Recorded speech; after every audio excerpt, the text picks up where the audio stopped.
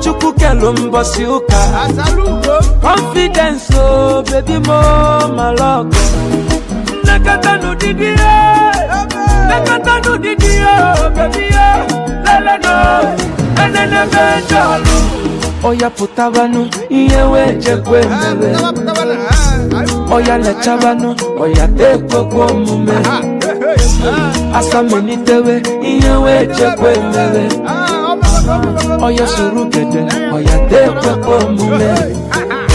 Aga so different yo baby mo ipuliche.